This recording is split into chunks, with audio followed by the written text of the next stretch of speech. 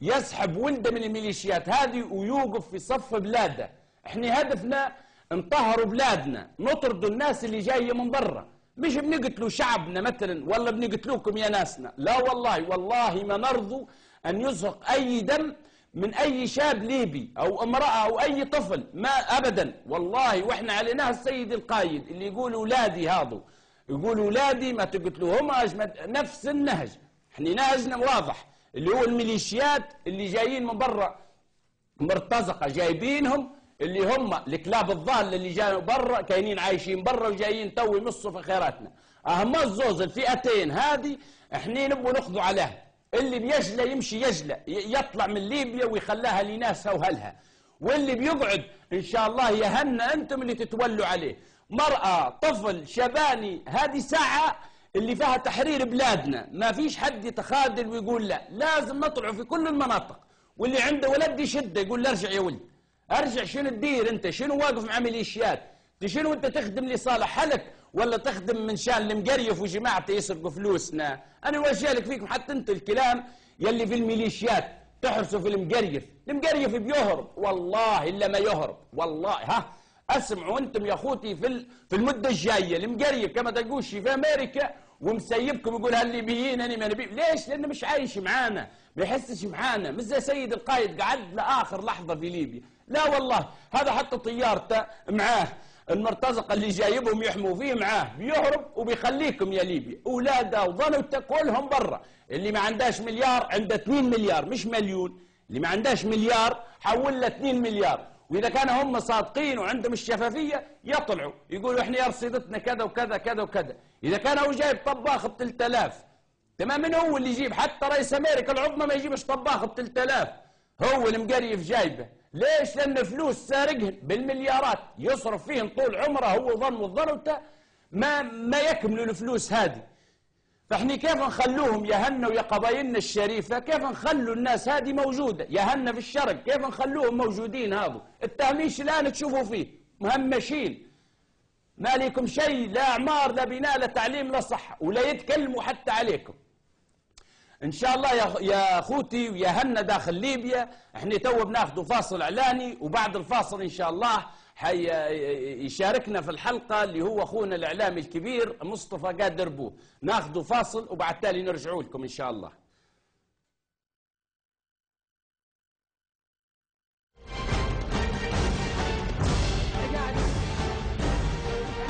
انا نمشي فنزويلا والله، انا يخلي جثمان الشهيد عبد السلام بومنيار اول شهيد سقط في الخمس عام 1911 ونعدي لفنزويلا والله يكتب علي تاريخه.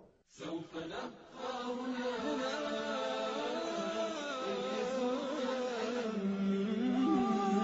سوف يحلو النغم. مثل ما قلت لكم لن نخون الماضي، لن نخون الاجداد والاباء وتضحياتهم، ولن نخلط الاحفاد، لن نخلط.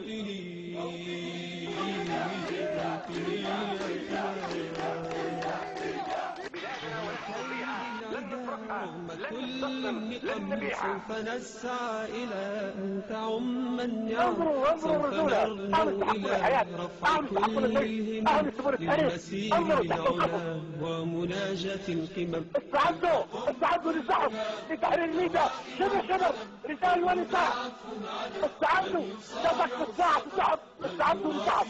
الله أكبر، إلى الأمام إلى الأمام. هذا الشعب الليبي اللي تحسبوه بيخضع، ما بيخضع الشعب الليبي. يا اخوتنا بالسنة ترجعوا لعقولكم، طيب وجينا نحق عليكم. شفتوا منا انتم، شفتوا منا غير الموت، شفتوا منا غير الموت، شفتوا منا غير العرب.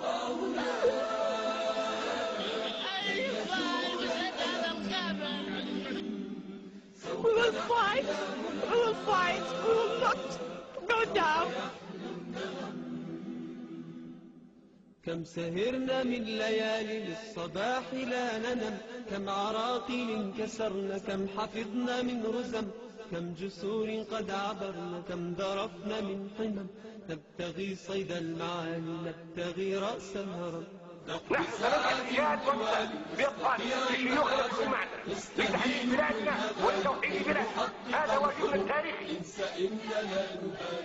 نسير للأمل إن قمة الجبال تستحق لا جرم. منتصرين بإذن الله وكل قائد الشعب الليبي كله معاك. اللهم عمروا ليبيا وبس. سوف يحلو النغم. دون الموت محمد الشعب، دون الموت، دون الموت. هذا ولد احنا الشيء ما نفرطوا فيه ولدنا هذا.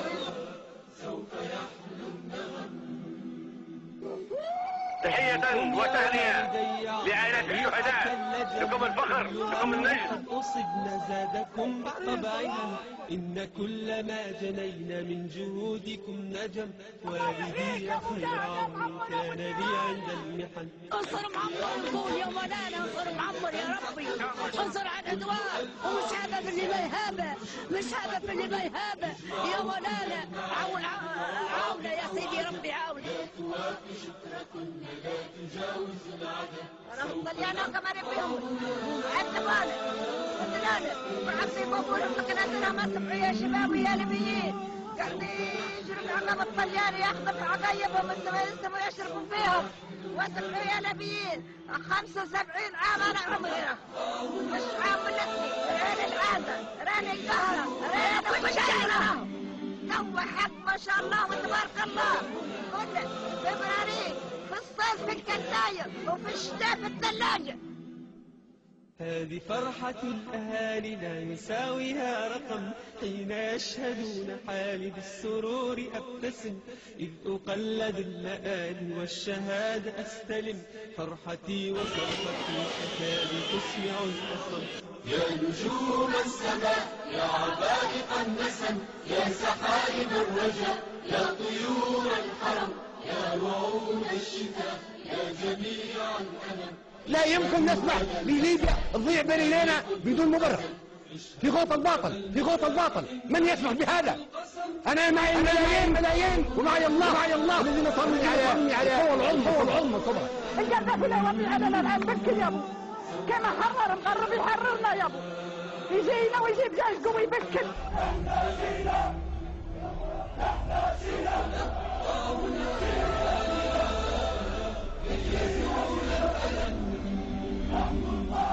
سوف نحيا هنا، سوف يحلو النغم. لا حمري يا رامي، رجع سيدي محمد الحمري، رجع سيدي محمد الحمري. نريدها ما شاء الله، نريدها ما شاء الله. افتح الله ولا الله والبيت مبنيه. نريد الله ياخذ الحق، ونريد يعطينا القذافي بنيادم، ونريد يصلح لي هالاويل اللي معنا كلنا. نظهر من هنا، ما نظهر من هنا اللي جابها يا ابو. نمشوا يا ابويا الله يوفقك، نمشوا يا ابويا الله يوفقك. نحن اصحاب حق، نحن في ارضنا، ارض اجدادنا، لا نتركها ابدا ونموت من اجلها. هذا هو واجبنا، هذا هو واجبنا. المجد لكم، المجد لكم ايها الشجعان، المجد لكم ايها الليبيون.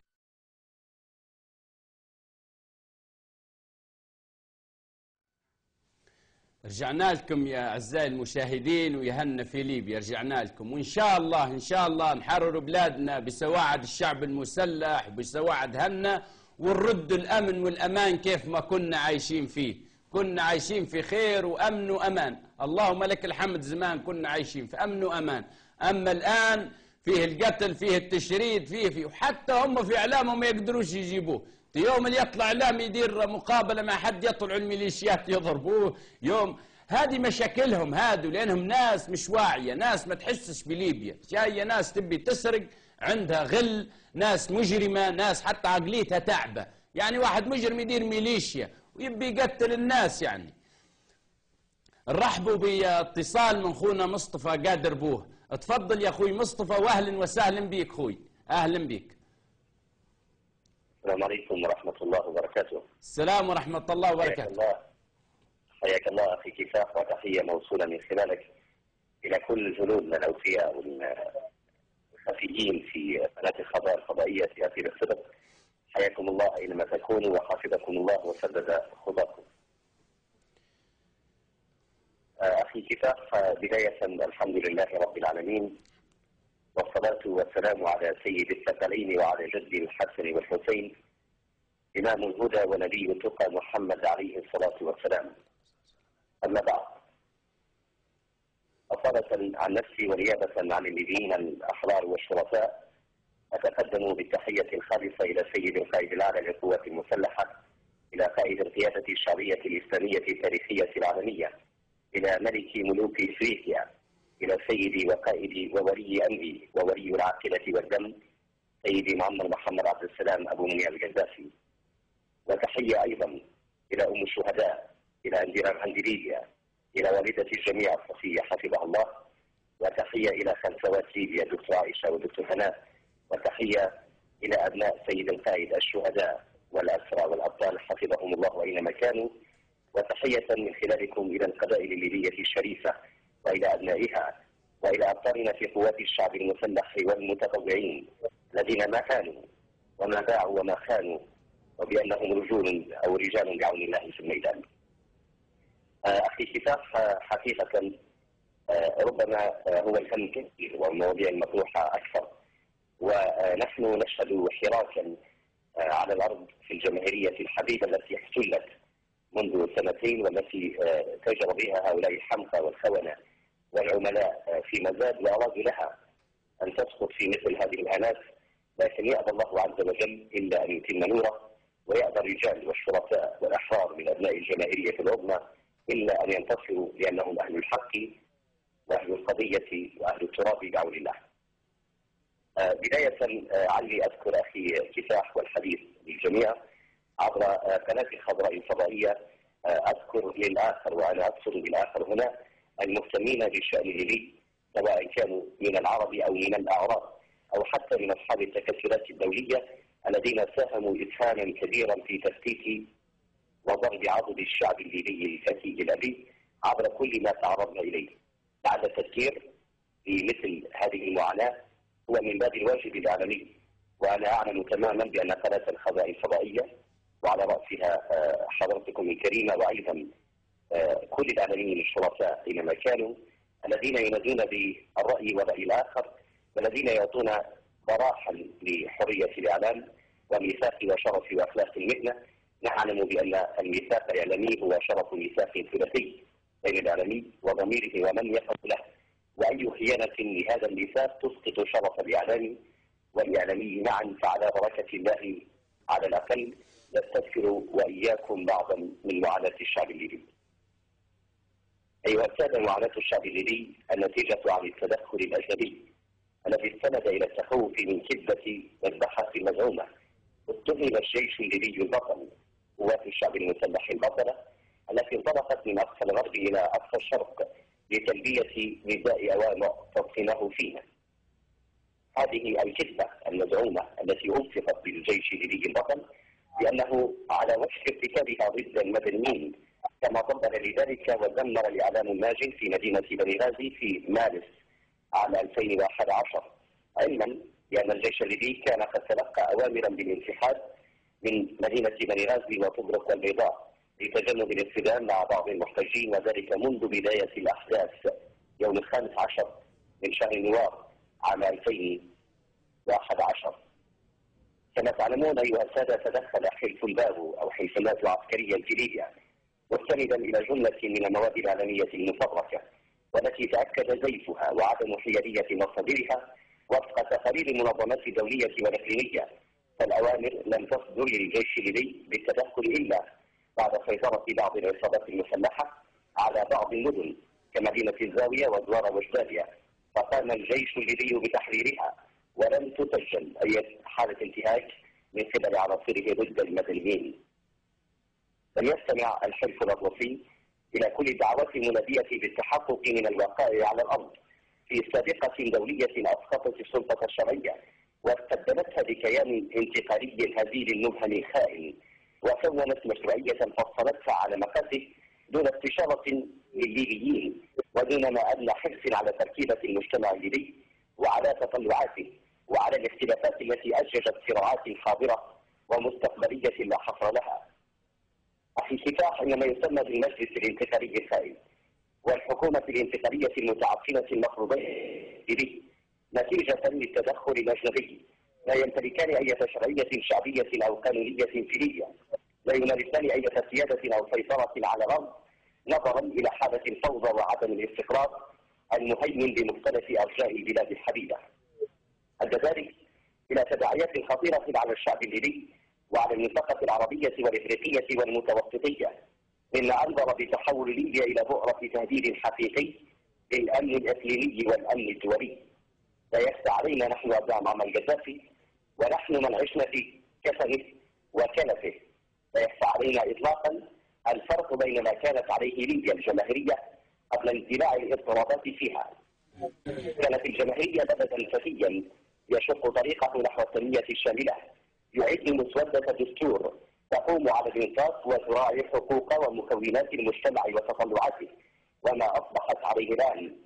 كانت ليبيا وقت اندلاع الاضطرابات أيها السادة رئيسا للقمة العربية، ورئيسا للقمة العربية الإفريقية، ورئيسا للقمة الإفريقية الأوروبية، وعضوا مؤسسا في مجلس رئاسة تجمع دول الساحل والصحراء المعروف بسنفاط، وبلدا رائدا في التعاون بين إفريقيا وأمريكا اللاتينية، وفي الحوار بين دول ضفتي المتوسط، وفي مبادرة الدفاع 5-5، وبلدا راعيا للسلام في فضاء الساحل والصحراء.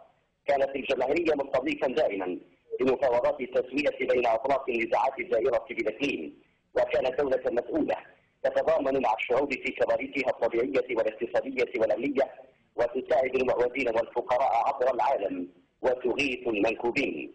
والتاريخ الليبي القريب والبعيد يشهد بذلك.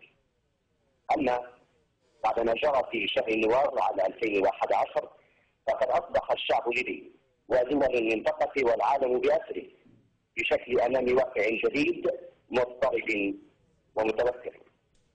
أخي كفاح أن الصراع المسلح الذي شهدته ليبيا على مدى لا يزيد على 8 أشهر وما يزال، والذي أجده التدخل الأجنبي بالمال وبالسلاح، وخاصة التدخل القطري الذي تجسد في إمداد الجماعات الإرهابية والميليشيات المتطرفة بالسلاح وبالمال أيضا، هو أبعد ما يكون عن الانتهاء الآن، على الرغم من العدد الضخم من القتلى الذين سقطوا والذين يزيد عددهم على 100,000 والجرحى والمفقودين الذين تعدى عددهم 4 مليون مفقود وجريح، إضافة إلى المشردين من مناطق محسوبة على السلطة الشرعية في ليبيا كمدينة تاورغاء العظيمة وتافنية وطنينة والكرارين بمصراتة والأجلات ورجلين وجميل في غرب ليبيا والعوينية والمشاشية بالجبل الغربي، وقتل وتفجير الصواريخ في مدينة غدامس وغيرهم من أبناء شعبنا الليبي العظيم.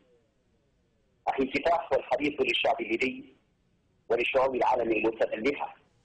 لقد استهدفت عمليات الناتو الجيش الليبي بقصف معسكراته ووحداته وآلياته، دمرت البنى التحتية وغرف العمليات ومنظومات الاتصالات، وقتلت عشرات الآلاف من الضباط والجنود والأفراد في معسكراتهم ووحداتهم وحتى خارج أرض المعركة. كما استهدفت الأجهزة الأمنية من مراكز شرطة وأجهزة ضبط ومقار المحاكم والنيابات والمقار الأمنية الإدارية ومراكز التدريب والتأهيل والكليات العسكرية وكليات الشرطة والسجون، الأمر الذي منح السجناء من المجرمين فرصة الفرار وتكوين عصابة مسلحة تمثل الآن عصب الميليشيات المسيطرة على الساحة الليبية. أخي كفاح إن أكثر ما يميز الوضع السياسي والأمني منذ احتلال العاصمة الليبية طرابلس عروس البحر والنهر في أيدي الميليشيات، ربما أذكرها في عجالة فيما يلي: انتشار السلاح، حيث تشير الإحصائيات إلى أن هنالك ما يقارب 2 مليون قطعة سلاح خفيفة ومتوسطة داخل المدن والقرى والتجمعات السكنية والمنافذ المختلفة، إضافة إلى أكثر من 200,000 قطعة سلاح ثقيلة من مضادات ومضادات ذروة وقواذف RPG وعربات عسكرية ومدنية محملة بالمدافع. كما نرى بما لا يدع مجالا لشك غيابا واضحا للدولة تجسد في عدم تطهير القضاء وأجهزة الشرطة وتعطيل العمل بالقوانين، حيث تنتشر بالعاصمة طرابلس ومختلف المدن أعمال النهب والصدر المسلح والاختطاف والاختفاء القسري ضد مؤيدي السلطة الشرعية وضد المواطنين المحايدين كما تقوم تشكيلات مسلحة صغيرة بعمليات احتجاز عشوائي ضد كل من يحاول التصدي لها أو مقاومتها. لا تتبرع هذه المجموعات عن استهداف رجال القضاء والأمن الداخلي والخارجي والحرس الثوري، حيث كثيرا ما قامت باقتحام مكتب المدعي العام لتحرير والعهدة على الراوي بعض أعضاء الميليشيات المعتقلين، كما تنتشر السجون في الأحياء السكنية وفي ضواحي العاصمة دون أن تتمكن السلطات الهزيلة من الوصول إليها أو السيطرة عليها. وقد بلغ عدد مراكز الاحتجاز غير النظامية قرابة 200 مركز خارجة عن سيطرة الدولة بالكامل. أخي كفاح، إن ضعف الحكومة جعلها تتخلى عن حماية بعض المرافق السيادية والحيوية لفائدة الميليشيات التي تتصارع كل يوم بينها بمثل المنافع الخاصة كصراعها على مصحف طرابلس الدولي ومنفذ ربط تسجيل الحدود مع تونس. وقد أدى الأمر إلى اقتتال ميليشيات زوارة مع ميليشيات داخل على الجميل والإقبالين واندلاع حرب مفتوحة بالسلاح الثقيل بين المدينتين، إضافة إلى أعمال قتالية اندلعت في مستشفى شارع الزاوية وفي طرابلس بين ميليشيات نصراسة وميليشيات الجبل الغربي في حادثة شهيرة شهدها شهر نوار من العام الماضي، والأحداث التي جرت في مدينة الكفرة وسدها، والقتال الذي دار في الغامس بين الطوارق وبعض الميليشيات المسلحة. هذا كله على سبيل الذكر والحصر سقط من جراء ذلك الكثير من الضحايا، قدمت المنازل على رؤوس ساكنيها، وارتكبت أفظع أعمال القتل والتنكيل في حق الأبرياء والعزل من السكان. أخي كفاح، والحديث لأبناء الشعب الليبي، إن ضعف ما يسمى بالجيش الوطني والأمن الوطني المكونين أساسا من تشكيلات ميليشيوية وعائلية وجهوية تفتقر إلى وحدة القيادة والعقيدة، وعلى رأسها ميليشيات نصراسة والمدن الأخرى. إن ضعف المجلس الانتقالي العميل وعجزه على بناء سلطة مركزية قوية جعله يلجأ إلى التضييق على الليبيين غير المؤيدين له وانتهاج سياسة التحريض عليهم واتهامهم بأنهم سبب في كل الاضطرابات، وذلك بغرض امتصاص غضب أمراء الكتائب المسلحة التي لا يستطيع المجلس العميل والسيطرة عليها رغم إغرائها بالمال وبالنفوذ. ثم إن صمت الحكومة المستوردة والمجلس المشؤوم على هجوم عنيف شنته ميليشيات زوارة وأخرى من مدينة الزاوية على مدينتي ورشتان وجميل، مما أدى إلى مقتل الكثير من المدنيين والأبرياء وتدمير البيوت خلال شهر النوار من العام الماضي. انتشار وتهريب المخدرات والذخيرة والأسلحة عبر الحدود المصرية والتونسية على وجه الخصوص، وتمشيط عمليات التهريب الضخمة للسلاح الثقيل والعربات العسكرية والمركبات والمخدرات عبر منطقة الساحل والصحراء، وانتشار الصراعات بين كتائب من يسمون أنفسهم بالثوار، ثوار برنامج ليبي، حيث يؤدي تنازع مناطق النفوذ فيما بينهم إلى ممارسة عمليات الاختطاف ضد أفراد من هذه العصابات لغرض الابتزاز أو لغرض الابتزاز، أي أن الهدف هو المال. لو التفتنا في الكفاح قليلا إلى الجانب الاقتصادي في الجماهيرية بعد احتلالها، فقد أدت الحرب في الجماهيرية وعليها إلى ما يلي: زمان بلا تخفية، والمنشآت المدنية والعسكرية، وخصوصا بمدينتي سرت وبني وليد الصامدتين، النهب المنظم للثروة النفطية، عدم انعكاس عائدات النفط الليبي خلال السنتين المنصرمتين على مستوى عيش الليبيين واقتصاد الأسرة الليبية، حيث تشير إحصائيات صادرة عن المجلس العميل نفسه إلى تحقيق عائدات نفطية تقدر ب 12 مليار دولار أمريكي خلال الربع الأول من عام 2012. اختفاء كثير من المبالغ المالية الضخمة من المصارف ومن شركات التأمين ومن الصناديق التي كانت تسدد رواتب المتقاعدين والعاطلين وذوي الدخل المحدود والأرامل والمطلقات واليتامى وفاقدي السند الاجتماعي والمرضى. وعلى الرغم من تكاليف الدفعات التي أخرجت عنها مختلف المؤسسات والمنظمات الأوروبية والأمريكية بعد تجميدها، فقد فقدت آثار هذه الأموال وأصبحت تتعرض للتهريب نحو الخارج بمجرد وصولها إلى ليبيا، مما جعل وزير مالية الحكومة الانتقالية العميلة آنذاك المدعو حسن زغلال يقول بكل وقاحة على الملأ أن ليبيا قد أصبحت نقطة عبور للأموال الليبية، وما يزال الوضع على حاله إن لم يكن قد ازداد سوءا. وتشغيل غلاء وندرة السلع وانهيار منظومة الرقابة الصحية على المنتجات والمواد الغذائية، وشح السيولة النقدية، وانهيار القدرة الشرائية للمواطن الليبي، وانهيار المنظومة المصرفية، وسيطرة الميليشيات على المؤسسات المصرفية، واضطراب خطوط التصدير والاستيراد، وإجبار التجار والموردين على دفع أتوات لبعض أصحاب الميليشيات والعصابات المسلحة، فضيحة مكافآت الميليشيات المسلحة وتزوير قوائمها، هي عن نصف مشروع النهر الصناعي العظيم يا أخي الكفاح، وهذا من باب الهزل لدويلة خطر التي ما دامت موجودة، فالأمة والإسلام في خطر، وسوء إدارة الاستثمارات الليبية في الخارج، وإعادة هيكلة المؤسسة الليبية للاستثمار، وهلم جرة. حديث طويل أخي كفاح علنا نختمه في هذه الجزئية عن الحديث عن القطاع الإعلامي والثقافي، إن كان لدى هؤلاء المرضى والمعتوهين والمجرمين ثقافة وإعلام، فقد أصبحت ثقافة التطرف تخيم على المشهد اليومي من خلال جملة من المظاهر كالاعتداء على حرمة المقادر في بنغازي وتكونة وطليف على سبيل المثال والحصر خلال شهري يناير وفبراير من عام 2012 المنصرم. الإعلام المرئي والمسموع يروج لثقافة الإلغاء ويشجع الانتقام ويعزز الأحقاد التي خلفتها النزاع المسلح، ويدعو إلى تقسيم البلاد وتختيل العباد.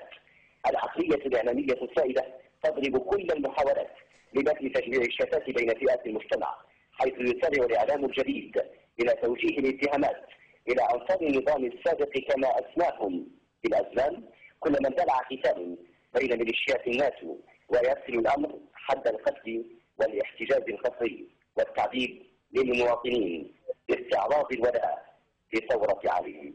حقيقة أخي كفاح الحديث يطول جدا حول هؤلاء الخونة والعملاء، لكنني أود الحديث بعون الله اليوم بالذات عن بعض الإشارات ورسالة عاجلة إلى قبائل المنطقة الشرقية، والحديث سيكون عنهم تحديدا مع تحياتي لكل القبائل الشريفة ولكل مدننا وأريافنا وقرانا الطاهرة. نعم تفضل يا أخوي مصطفى، واصل الحديث، لأن كنا هنا في الشرق اللي زمان قالوا أنتم مهد الثورة وبنديروا لكم وبنديروا لكم، كذبوا عليهم.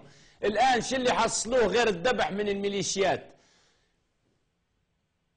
والله اخوي كفاح لما تكلموا عن الشرق نتكلموا على عقالنا وكبارنا والشيوخ القبائل اللي اكتفوا المده الماضيه كلها، وانا ما نبيش نجمل بالحديث، يعني انا ما نبيش نعمم بالحديث، ونوجه خطابي لعقال الكبار السعادي والمرابطين، ونوجه خطابي ولومي وعتابي على كبار القبائل في الجبال والحرابه في المغاربه والعواقير والعريبات والمجابه والجوازي والعرفه والعبيد وشبابنا وهنا اللي غادي، يعني حتى الشباب يعني ما شاء الله عليهم.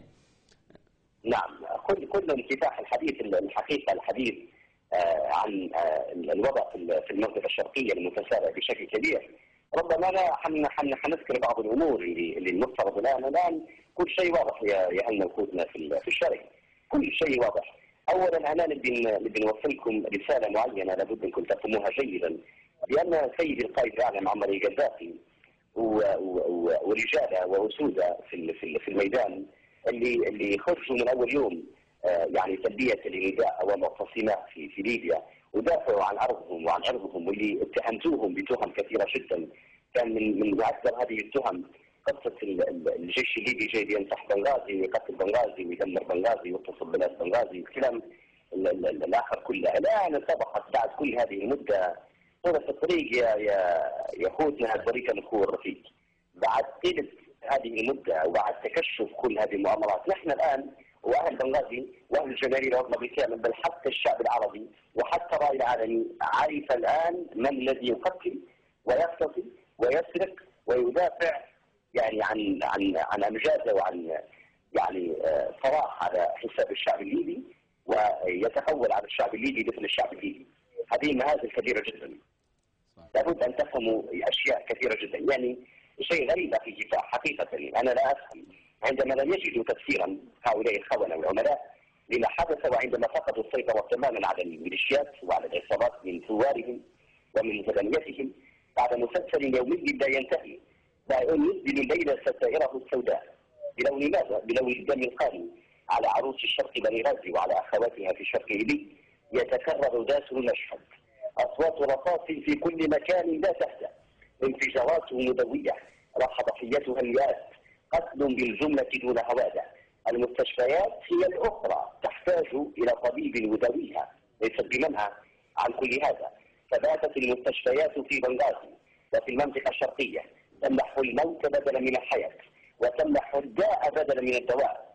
عندما عجزوا عن ضبط سيطرتهم بقوة السلاح وبمذاق الخيانة على بني غازي والمنطقة الشرقية بدأوا يتنحرون فيما بينهم، فبالطبع ليس أحد منهم بصاحب هم وطني ولا شعور قومي، لا يفهمون عن التراب وعن حرمة التراب الليبي شيئا، فهم كانوا الدمى المتحركة بقوة دفع غيرها كلابا للمعارضة اللامسؤولة والمعارضة الجبانة التي تتفاخر بأنها أحدثت كل هذا الخلاص في الجماهيرية الحبيبة بفضل من؟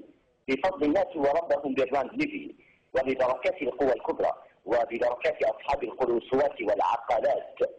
هم لا يفتحون أبدا بمجرات المولى عز وجل بالمعصية وبالذنب لأنهم أهل دنيا، ولا أدل على ذلك من سعيهم الحثيث لامتصاص دم المواطن الليبي من ثروة نفسه ومن غازه ومن معادنه ومن كنوزه الدفينة ومن حياة شبابه الذين هم عماد الوطن الفتين. كل مبتغى هؤلاء في الكفاح كنز الذهب والفضة، وستقوى بها جباههم وجنوبهم وظهورهم بعون الله عما قريب. فذوقوا يا أهل العار ما كنتم تكنزون. عندما عجزت هذه الحكومة مسبقة الدفع والمؤتمر المتآمر اللاوطني عن إطعام الناس من قلة وطاقة وعن حماية المدن في الشرق الليبي من الهلع والرعب، أصدروا أوامرهم لقنواتهم المبجنة والتي تمارس العقر الإعلامي وتحض ليل نهار على الفتنة وعلى الفرقة وعلى الانتقام وعلى الدم. وعندما اختفى فجأة من قالوا بأنهم أسسوه من جيش وطني، وأنا شخصيا في الكفاح لم أرى حتى جيشا ينمي ومن أمن وطني يخشى هو الآخر على أمنه.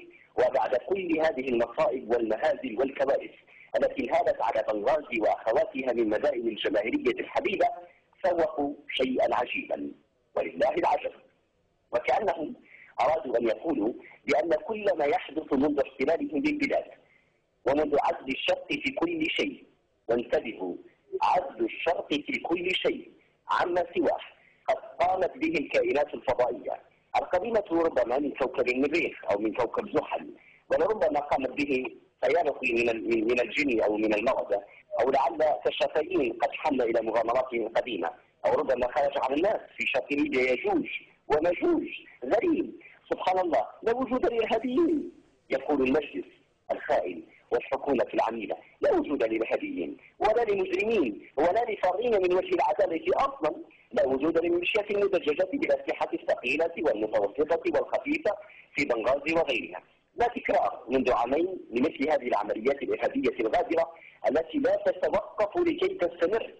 نعم تستمر والحبل على الجرار، ولا تحرك هذه الميليشيات ولا من أتى بها من فاسدي الدين والذمة من أعضاء الحكومة التي تعشق الفعل الجبان، ولا حتى المنافقين في مؤتمر يدعي بأنه وطني. وانتبهوا يا أهل بنغازي، هذا المؤتمر الذي يدعي بأنه وطني يجتمع دوما في خلسة من الناس ويحل لنفسه ما يحرم على غيره، ويغدق من أموال الليبيين الذين يقتلون الليل في البرد وفي العراء ولا تهنأ لهم نومة. فالقتل والنهب والاختطاف والسطو ورائحة البارود ومشهد الدم والنار والأشلاء المبعثرة أصبح واقعا يوميا ملموسا تعيشه البلاد برمتها. هؤلاء العملاء لا يحركون تجاه ما يحدث على طول الخريطة وعرضها ساكنا، لا يحقون ولا يطقون. وهنا يفرض المقام مقالا يا أهل بنغازي ويا أهلنا في المنطقة الشرقية، ما الجدوى إذا من وجود هؤلاء؟ إذا كان الإرهاب يصول ويجول في بنغازي وفي قريناته على رأسه، ما الفائدة من وجود هؤلاء؟ ما هي الثمرة يعني؟ دعني أذكركم بهذه الحقيقة المستنبطة من قراءة التاريخ والواقع المعاصر، وهي كالتالي: ما دخل هؤلاء الذين تقيأتهم صفحات التاريخ المشرقة وولجوا من بابه الأسود المعبق بالعار والشنار، والله الذي لا إله إلا هو ما دخلوا بلدا ولا مدينة ولا قرية ولا بيتا إلا وجروا وراءهم سلسلة طويلة من الدمار والخراب والألم، ومن تقتيل وتشريد وتطهير عرقي للشعب الليبي الأبي، والقضاء على حاضره ومستقبله هم ومن وراءهم، ما ظهر منهم وما بطن. لكن ما أريد أن أقوله ما دام حال أبدا على حاله، ولكل ظالم نهاية، ولكل عصر دولة ورجال. واقتربنا بعون الله من ذلك النداء الصداح: إذا الشعب يوما أراد الحياة فلا بد أن يستجيب القدر، ولا بد لليل أن ينجلي، إن شاء ولا الله. بد للقلب أن ينكسر. إن شاء الله إن شاء الله إن شاء الله يا رب العالمين. وبالسواعد هنا في الشرق وفي الغرب وفي الجنوب اللي جاهزين إن شاء الله للانقضاض عليهم وتطهير بلادهم يعني، وبالذات في المنطقة الشرقية اللي شافوا الويلات والذبح والإرهاب يعني، اللي لم قريف نعم. يشبح لهم ولا يتكلم عليهم. شفتوا حد من هالمؤتمر الوطني يتكلم عليهم؟ المقاطعة لأول مرة تحدث هذه السابقة في التاريخ. يا أخي ليس هناك دولة في العالم رئيس مخابرات المدعو سالم النحاسي أمريكي الجنسية، موحد الجنسية، سالم النحاسي أمريكي الجنسية، بن قرية أمريكي الجنسية، علي زيدان رئيس الحكومة الآن الخائن علي زيدان ألماني الجنسية. كلهم جايين من برا، يخاف على المانيا وامريكا. المجند من النفط الليبي يا اخي كفاح الاحتياطي النفط الليبي 270 مليار يوفسها معمر القذافي سيد القائد الاعلى ولي العقل ولي الدم منذ قيام ثوره الفاتح عام 69. ياتي هؤلاء الكفه خذوه في ايام وضحكوا على الشباب. نعم خذوه وضحكوا عليهم. هل في بنيه تحتيه بنوا حاجه، عمروا حاجه؟ ما داروش حتى حاجه يعني، كل سرقاء وهربوا كم شت مافيا. يا اخي كفاح والله الذي لا اله الا هو. والشباب وهلنا وناسنا في المنطقه الشرقيه عارفين هذا الكلام جيدا، وانا بوجه الكلام تحديدا لاهل بنغازي. توا كل العار اللي صار في بنغازي وكل هذه التضحيات التي قدمت من اجل فتنه انتشرت في البلاد كانتشار النار في الهشيم، ما الذي استفدت منه؟ لا، شنو هو الان اللي ما هي الثمره؟ نحن نعرف كل تغيير او كل ثوره في العالم تاتي بالافضل. اقسم بالله لو كانت ثوره يا اخي كفاح اقسم بالله لكان معمر القذافي على راسها. صحيح. لانه ثأر بعقيده. تخون هم جوباه، خون من برا. كنا وراها. لكن يا اخي كل هذا التدمير واعداد المهوله من القتل والتشريد والاغتصاب والاختطاف تخون ناس بلا شرف. الدوله. الصحه مريضه في بنغازي يا اخوي كفاح. قليل وجهه الكلمه. يكون في علمكم ملف الشهداء نتاعكم شهيد، وملف الجرحى نتاعكم جريح، وملف المفقودين مفقود، ملف النازحين لا الانعدام بوجه القضاء، لا تعليم ولا صحه ولا اخلاق. المسلمين في بغداد في كل مكان، عبرة النار في كل مكان، واللي يكذبني يعدي لشارع دبي ويتفرج على اللسان في شارع دبي. ولا عدوا ديروا دوره في سوق العشيه وسوق جنيهين. شوفوا المسروبات المحرمه من عند الله عز وجل. يا مدعي رسول الله ولله ورسوله مثل الاعلى، عدوا شوفوا المشروبات المحمره المخمره والخمور في كل مكان تنتشر. شوفوا المخدرات في كل مكان، شوفوا الاسلحه والقتل في كل مكان بكل انواعها. تفضلوا الان نحن على ضفاف 15/2. نحن الان على المقربه من ذكرى النكسه في 15/2، وتو نشوفوا الان ان شاء الله. نشوفوا اللي يضحك عليهم والبنغازي اللي غيبت اكثر من مره ولا زالت تغيب الى الان الكفاح وستغيب. الان لابد ان يستيقظ الشباب في بنغازي، بما انكم تملكوا السلاح الان يا شباب بنغازي ويا اهل بنغازي ويا سيريس بنغازي ويا عسكر بنغازي يلي ما ترضوش في العار، اللي مصراتها مستعده تستخدمكم عبيد رقيق عندها. تجهزتهم 10,000 مرتزق. ولا العاصمه في ليبيا عاصمه ليبيا مصراتها. صح 10,000 مرتزق جاهزين للقضاء على بنغازي، وهذا خبر مؤكد موجودين في مصراتها. انا بدي شوف يا كفاح، انا قبل ان نوجه هذا النداء عبر قناه الخضراء الفضائيه وليفهمه جيدا الشعب الليبي خاصه اهالينا في المنطقه الشرقيه. اول شيء انا قلتها في البدايه واقولها: سيد القائد معمر القذافي وكل انصار الشرعيه وسود الجماهيريه العظمى، الاسود على الارض والصقور في الجو، صحيح. اكبر من قصه التشفي والانتقام وتطهير العرق اللي مطبلين ومزمرين بها. مطبلين ومزمرين بها. يعني هذا كلام سخيف. اهلنا وناسنا واحبابنا واحرارنا ما يفهمون جيدا. وهم الآن الشارع الليبي يا أخي كفاح ملتهب إلى حد كبير، والناس اكتشفت بأن كل أبطال الورق ووزراء الورق اللي أسروا واللي هربوا من مدينة الشعب الليبي، سواء كانت الحمرشية سواء كان الكيل سواء كان من قبلهم، إلى الآن كلهم يسعوا إلى دمار المنطقة الشرقية بشكل رئيسي ودمار البلاد برمتها. هؤلاء يا سادة الدنيا، هؤلاء كل مبتغاهم أن يملأوا كروشهم، ومصيرهم بعون الله مصير ما يخرج من هذه الكروش.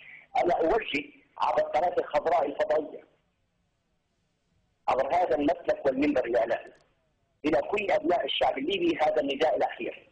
إن شاء الله باختصار لأن الوقت داهمنا، بس يا أخوي مصطفى تفضل. نعم. أعوذ بالله من الشيطان الرجيم، بسم الله الرحمن الرحيم. ولكم في القصاص حياة يا أولي الألباب، صدق الله العظيم. إلى ما يسمى بوزارة الداخلية ووزارة الدفاع ومن فيها، إلى من ظلم الناس وحذر حريتهم قطرا بعد تعذيب لا خلل لبشر به، إلى أمراء الكتائب الأمنية ومن يسمى بكتائب الثوار والأنبياء، إلى الجماعات المتفرقة وأعضاء الميليشيات المسلحة ومن والاهم، إلى حماة الدمار، إلى حراس السجون الظلمية، إلى المجرمين والفرين من وجه العدالة، إلى من استعانوا بالكافر على إخوانهم وبني جلدتهم، إلى القائمين على تطبيق السجون والمعتقلات التي يتبع ضمن جدرانها أبطال الجماهيرية العظمى في بنغازي والبرش والبيضة وشحات وتوتا والجبل الأخضر ودرنا وطبرق والبراني وجدابية والبريكة وفرس، وإلى يهود نصرات والزيتون والخلد وطرابلس وسوق الجمعة وتجورة تحديدا، النواحي الأربع وجنزور، الزاوية والصبراتة والصرمان والزوارة والسبعة والشريط الجنوبي، إلى من غيروا وجه الجبل الغربي الذي أسماه سيد القائد بالجبل العربي، إلى المنظمين تحت ما يسمى بالحكومة المؤقتة والمؤتمر الوطني. هذا هو النداء الأخير من أبطال الجماهيرية العظمى لكل من كان له قلب أو ألقى السمع وهو شهيد. سلم تسلم. من ترك سلاحه وقتالنا فهو آمن، من دخل بيته فهو آمن، من فر من أرض المعركة الحسم فهو آمن، من أراد أن يكفر أمام الله عز وجل وأمام الأحرار عن خزيه وعاره فعليه بحماية المختطفين في سجون الضلال والضلال وتسهيل إجراءات تنقلهم وسلامتهم، وأن لا يلحق بأحد منهم أذى سواء كان في السجون اللانظامية أو المعتقلات المعلنة والسرية أو حتى مراكز الحز في الأحياء السكنية داخل المدن والقرى. نعلمكم نحن أنصار وأسود معمر القذافي لأننا نعرف تحركاتكم ونرصدها جيدا واحدا ونعلم ما اقترفت أيديكم جميعا، ولا تحسبوا بأننا غافلون طوال سنتين سوداوين مرتا على الجماهيرية العظمى المحتلة عن كل ما جنيتم بمثل إرادتكم من اعتقال دون وجه حق وإرعاب للناس وتعذيب وتقتيل وتهجير واغتصاب وهلم جرة. هذا هو النداء الأخير لمن كان في قلبه ذرة من إيمان وأراد أن يكفر عن ذنوبه قبل يوم 8 من فبراير القادم. أكرر، يوم 8 من فبراير القادم، أي بعد أيام وساعات من الآن، لترك السلاح والمقرات وتقديم استقالاتهم ومغادرة العاصمة والجماهيرية العظمى بأسرها، وإلا فليس بيننا إلا لغة واحدة تعرفونها جيدا، هي لغة القتال والقصاص والسلاح المفروض علينا كرها من قبلكم. وفي الميدان والشدائد تبين معادن الرجال، ونبشركم بعون الله بحرب ضروس خاسرة لا قبل لكم بها، فهم أسيادكم قد ولوا الدبر بعد أن أكلوا ناقة الله وسقياها واتخذوكم حطبا فاسدا لا يقوى حتى على الاشتعال مرتين لأجل أطلاعهم ومصالح أسيادهم. وساعة الصفر لا تحدد بوقت يحددها الأسود في الميدان، ولتعلموا بأن الجماهيرية العظمى وقائدها وقيادتها وأحرارها أرضهم غارقة وسماؤهم حارقة. وأقسم بالله القوة الضاربة لمقاتلين إذا بدأت في عملياتها فلن تتوقف أبدا، ونحن هلها من قبل وإن شاء الله ما نسيبه صحيح. أخيرا بكلمة واحدة أخي كفاح، رسالة الاستغفار الموجهة إلى كل أفراد باختصار وبين أن الوقت داهمنا وخلصت الحلقة إن شاء الله.